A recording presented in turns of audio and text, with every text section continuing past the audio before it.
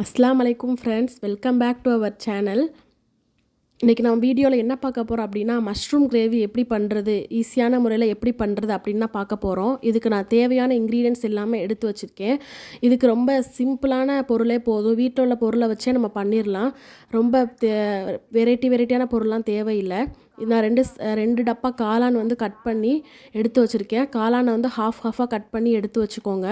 அப்புறம் ஒரு 3 பெரிய தக்காளி எடுத்து வச்சுக்கோங்க. பெரிய சைஸ் தக்காளி எடுத்து வச்சுக்கோங்க. 3 பெரிய சைஸ் வெங்காயம் எடுத்து வச்சுக்கோங்க. அப்புறம் கொத்தமல்லி எடுத்து வச்சுக்கோங்க. ஒரு கைப்பிடி ஒரு கொத்தமல்லி, கொஞ்சோண்டு கருவேப்பிலை எடுத்து வச்சுக்கோங்க. அப்புறம் ஒரு 10 பல்லு தேங்காய் எடுத்து வச்சுக்கோங்க. இந்த தேங்காய் போட்டோமாக்கு சூப்பராக இருக்கும். அப்புறம் முந்திரி எடுத்து வச்சுக்கோங்க. கசகசா கொஞ்சோண்டு எடுத்து வச்சுக்கோங்க. அப்புறம் பட்டை, கிராம், ஏலக்காய், பிரியாணி இலை அதெல்லாம் கொஞ்சம் எடுத்து வச்சுக்கோங்க. இதெல்லாம் சூப்பரான ஸ்மெல்லுக்கு கொடுக்கும் அந்த காளான் கிரேவிக்கு.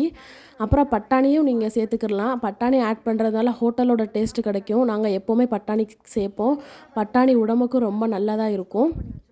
நீங்கள் எல்லா இன்க்ரீடியன்ஸும் எடுத்து வச்சுக்கோங்க. இப்போ நம்ம எடுத்து வச்சுருக்கோம்ல, தேங்காய், கசகசா, முந்திரி, இந்த 3ஐயும் போட்டு நம்ம ஒரு மிக்சியில் போட்டு ஒரு ஃபைன் பேஸ்ட்டாக நம்ம அரைச்சிருவோம். இது இந்த பேஸ்ட் சேர்க்குறனால அந்த கிரேவிக்கு இன்னும் ஸ்மெல்லு வந்து கூட்டி கொடுக்கும். டேஸ்ட்டே ரொம்ப அதிகமாக கொடுக்கும். நீங்களும் இதை சேர்த்து வச்சுக்கோங்க.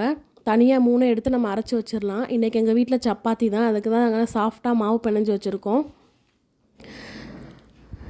இந்த கிரேவியை வந்து நம்ம சப்பாத்தி எல்லாத்துக்குமே சாப்பிடலாம், சூப்பராக இருக்கும். அப்புறம் ஒரு கடாய் எடுத்துகிட்டு கொஞ்சோண்டு எண்ணெய் ஊற்றிக்கோங்க. தேவையான அளவு எண்ணெய் ஊற்றிக்கோங்க. அப்புறம் பிரியாணி இலை, ஏலக்காய், பட்டை, கிராம் அதெல்லாம் ஆட் பண்ணிக்கோங்க. நம்ம எடுத்து வச்சுருந்த எல்லா பொருளும் ஆட் பண்ணிவிட்டு கொஞ்சோண்டு சோம்பு சேர்த்துக்கோங்க. 1 டீஸ்பூன் அளவு சோம்பு சேர்த்துக்கிட்டு நம்ம கட் பண்ணி வச்சுருக்கிற வெங்காயத்தை நல்லா மெல்லிஸாக கட் பண்ணி ஆட் பண்ணிக்கோங்க. 3 வெங்காயம் நம்ம கட் பண்ணி வச்சோம் இல்லையா, அந்த வெங்காயத்தை ஆட் பண்ணிக்கோங்க. அந்த வெங்காயத்தை நல்லா ப்ரௌனிஷாக வர நல்லா வதக்கிக்கோங்க. நல்லா வதக்குறதுனால சூப்பரான டேஸ்ட் கிடைக்கும். அப்புறம் 1 டீஸ்பூன் இஞ்சி பூண்டு போட்டுக்கோங்க. இஞ்சி பூண்டோட நல்லா வதக்கி விட்டுக்கோங்க. செம்மையாக இருக்கும். நீங்களும் வீட்டில் கண்டிப்பாக ட்ரை பண்ணி பாருங்கள் ஃப்ரெண்ட்ஸ்.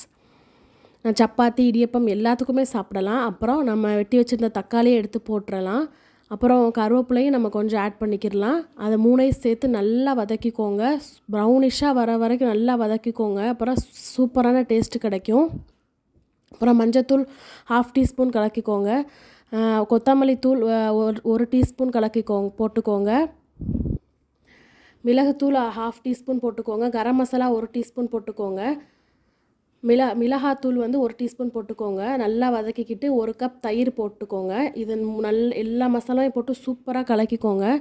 அப்புறம் நம்ம எடுத்து வச்சுருந்தோம் இல்லையா, வாஷ் பண்ணி வச்சுருந்த பட்டாணியையும் நல்லா ஆட் பண்ணிக்கிட்டு நல்லா வேக விட்ருங்க. ஒரு 5 நிமிஷம் 10 நிமிஷம் வேக விட்ருங்க. வெந்தவுடனே நம்ம கட் பண்ணி வச்சுருந்த காளானை கொஞ்சம் கழுவி வச்சுக்கிட்டு அதையும் ஆட் பண்ணிக்கோங்க. இப்போவே பார்த்தீங்களா, சூப்பரான கலர்ஃபுல்லான கிரேவியாக இருக்குது. இது இப்படி கூட நம்ம சாப்பிட்டுக்கிடலாம், சூப்பராக இருக்கும். நம்ம சுடுசோறுக்கும் சாப்பிட்டுக்கிடலாம். சப்பாத்தி, இடியப்பம், தோசை எல்லாத்துக்குமே நம்ம சூப்பரான காம்பினேஷனாக இருக்கும். அப்புறம் நம்ம அரைச்சி வச்சுருந்தோம்ல, அந்த பேஸ்ட்டையும் நம்ம ஆட் பண்ணிக்கிடுவோம்.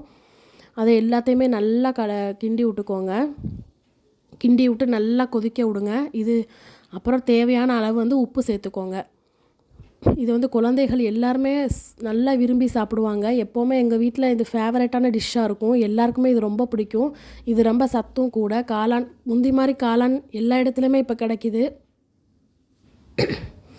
அப்புறம் ஒரு ஃப்ரெஷ்னஸ்க்காக ஒரு கொஞ்சோண்டு கொத்தமல்லி ஆட் பண்ணிக்கோங்க ஃப்ரெண்ட்ஸ். கடைசியாக நல்லா இப்போவே சூப்பரான ஸ்மெல் வந்துக்கிட்டே இருக்குது. செம்மையாக இருக்கும். உங்கள் வீட்டில் கண்டிப்பாக நீங்களும் ட்ரை பண்ணி பாருங்கள். உங்கள் ஃப்ரெண்ட்ஸுக்கும் ஷேர் பண்ணுங்கள் ஃப்ரெண்ட்ஸ். இந்த எல்லாத்துக்குமே சாப்பிடலாம், சூப்பராக இருக்கும். நீங்களும் இந்த வீடியோ பிடிச்சிருந்தா கண்டிப்பாக மறக்காமல் நீங்களும் செஞ்சு பார்த்துட்டு கமெண்ட் பண்ணுங்கள் ஃப்ரெண்ட்ஸ். லைக் பண்ணுங்கள், சப்ஸ்கிரைப் பண்ணுங்கள் ஃப்ரெண்ட்ஸ்.